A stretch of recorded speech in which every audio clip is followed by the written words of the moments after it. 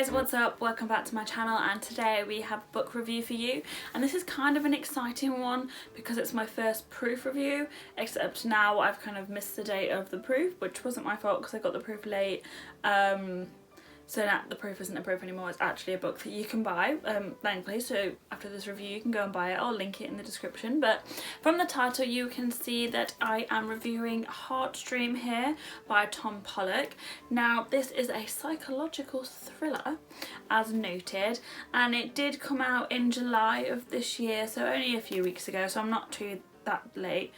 Not too late, not too that late, you know. It does say that it is for readers 14 and above, and it is 352 pages. I think with my reviews I'm going to start including stuff like that about the book size, like the page count, and kind of maybe who it's for in the genre, just so it's a bit easier for you to kind of categorise to see if you would like it. But yes, I am reviewing Heartstream by Tom Pollock today. It's such an interesting concept to go on to, so I'll just put a quick kind of summary here or here, just so you can quickly pause and read through that before I go on. Yeah, let's just get on to it. Okay, so the first kind of, not really issue, but I think it's more of my issue rather than the actual book's issue, but because there's two changing point of views, I got a bit confused as to who I was reading at one point, but that was mainly probably because I wasn't actually reading the name at the start of the chapter, because it does say, I'll show you, it does say like chapter 1, Amy.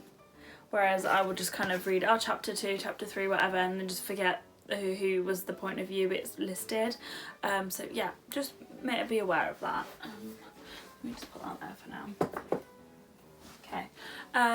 So that just made it a little bit confusing, but then, you know, that was my own fault, so that's not the book's issue at all. But also, it's because there's so normally point of views, you can kind of link them together quite quickly, or you can kind of guess how they're going to link quite quickly, but with this one I had absolutely no idea until I got to maybe that, like I had that much left, I would say, and it wasn't until I got to about here in the book that I kind of, it started to click as to how these people are connected and how their stories intertwine. So to be fair, I mean, it was quite good. It left me guessing throughout almost the whole novel, near enough there. Tom Pollock did. I kind of had no clue whatsoever. I guess maybe if you're a little bit more speculative and don't just read the novel as it is, and you do actually try and think about it, then maybe yeah, definitely you probably would have guessed it, like how they're intertwined, but I had absolutely no idea, and to be fair, it was great because I just spent the whole novel like confused and anticipated and thrilled, really. But no, that's just that kind of experience I had there with the changing point of view. The actual story itself, I found it incredibly gripping. Like, and the first few chapters were not slow, but I was just kind of thinking, I was just confused, I was like, where the hell is this going? But I still wanted to go in and read more because I was a bit confused. I wanted everything cleared up, and I was hooked, I think, from the start of it. And even though I think the writing's like just a little bit simple and a little bit young for myself, I still thoroughly enjoyed it, and I really just enjoyed the suspense and the anticipation of the whole novel, and you could kind of predict what was going to happen, but then a lot of it, for me anyway, took me aback, and I was like quite a fair bit, you know. So I really liked the writing style, and I really enjoyed the intensity and the suspense that I was left in throughout the whole novel. So if you've read the summary, you know that the whole novel centres around Heartstream, which is an app or a piece of technology whereby it's like Instagram, but people have patches on the side of their heads and they can stream off you and feel what you're physically feeling. So it's like reality, it's like a reality show all the time, and it's like, so imagine YouTubers and you could get into their brains and feelings effectively. So it'd be like you watching this but streaming it through your mind and feeling what I'm feeling as I go about my daily life. So this girl is quite famous in the Heartstream world, and she I think she it's not a spoiler because it's the first scene, but she streams off her mother's funeral, and everyone's there like feeling what she feels, and they say that they use it as torture devices as well for prisoners, like making them stream off cancer patients and people who feel suicidal and whatnot.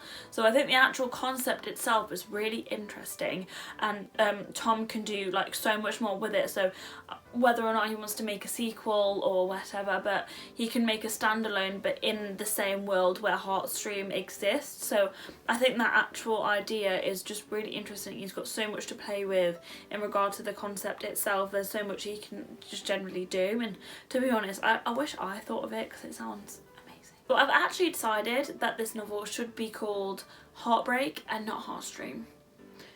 Yeah, so it's kind of a spoiler, but it's also kind of not.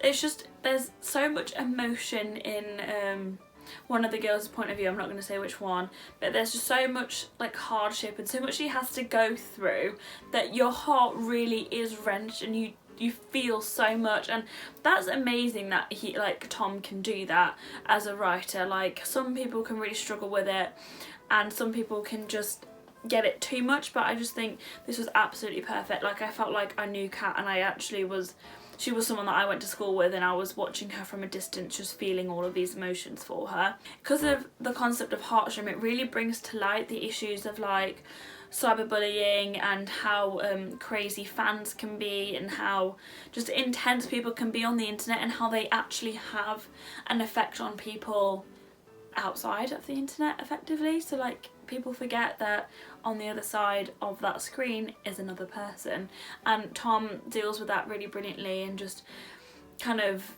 shows two sides of it. So the side of the troll and also the side of the victim, and how the trolls, in his case here, don't actually feel like they're doing anything wrong. They feel like they're doing justice for the fandom that they are in.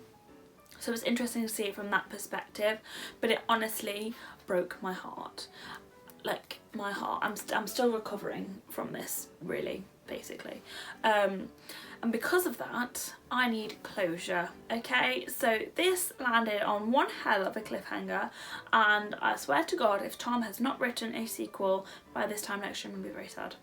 Very, very sad, because it's the cliffhanger is it's ultimately a truth reveal, really. So it gets to the bit where it's like almost the truth is being revealed, but you don't know if they made it in time to reveal said truth. And I'm just like, you seriously couldn't have added on an extra few seconds so we could see what would happen? Seriously.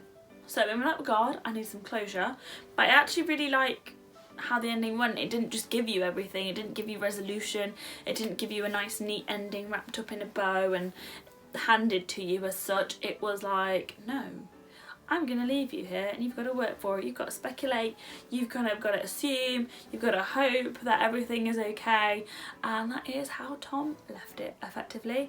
And I am not mad. Well, I am a little bit, because I want resolution and I want closure, but I'm also glad he gave me something that I didn't realise that I wanted, and now that I've got it, I'm really glad that I actually read it effectively. So with Tom's book, The Heartstream, I think I would probably give it, I haven't even thought of a star rating yet as well, to be honest. I think I'll probably give it like 4 stars, maybe 3.754, because it was a really good read and I really enjoyed it. But I don't know, I just, maybe you could do with just a little bit more, just like beefing up a little bit. I want another one, so maybe I've just docked him down a point for that ending that I didn't have any resolution for, but it's definitely a really good read. I could, if I wasn't working full-time, like 8 hours a day, I probably would have finished that in like 2 days rather than the week that it took me. But just because you're like, it's one of those where you just keep flipping the pages, like, it's so good. Anyway, that was my review of Heartstream by Tom Pollock. It's really good. I would definitely recommend this to you guys who do like psychological thrillers and who do like the concept of looking into why people do things and the reasoning and what their drive is, really. And also as well, if you're a younger reader, so I'm 21 myself, but I definitely can see my sister enjoying this who's 16, and like also some other people that are my age enjoying it as well. So I think it's quite general. Like, as I said, the writing style is just a little bit younger, but I think that's just to adhere it to a wider audience mainly. But I would definitely recommend this to you guys. If you have read this yourself, or you are looking to read it, or you have any more questions, then feel free to leave a comment down below. But that is everything for now. Don't forget to like and subscribe and comment down below and all of that good stuff, and I will see you in the next one. Bye!